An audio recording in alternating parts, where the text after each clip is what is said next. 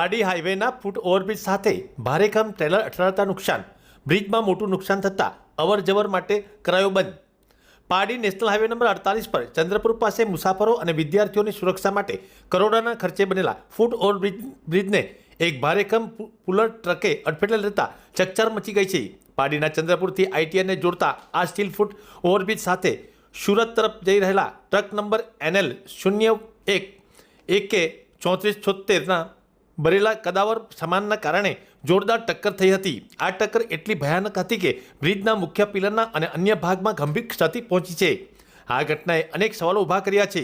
Highway પર પસાર થતા આવા ઓવર ડાયમેન્શન કાર્ગો ઓડિસી વાહનો માટે સ્પેશિયલ પરમિશન લેવી પડતી હોય છે. તો પછી આટલો કદાવર સામાન લઈને નીકળેલા ટ્રકને કોણે પરમિશન આપી? રસ્તામાં આવતા અનેક ટોલ નાકાઓ પર ડિજિટલ દેખરેખના નામે કરોડો ઉઘરાવતા તંત્રને આ વિશાળકાય વાહન કેમ ન દેખાયું? શું કોઈ મોટા ભ્રષ્ટાચારના ખેલમાં જનતાની સુરક્ષા દાવ પર લગાવવામાં આવી છે?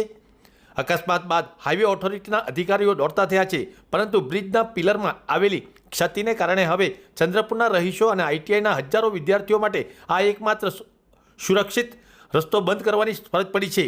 જો આ બ્રિજની મરામત વહેલી તકે નહીં કરાય તો લોકોએ જીવના જોખમે હાઈવે ક્રોસ કરવો પડશે. તંત્ર હવે આ નુકસાનીની વસૂલાત ટ્રક માલિક પાસેથી કરશે કે પછી હંમેશની જેમ જનતાના ટેક્સના પૈસા જ સ્વાહ થશે?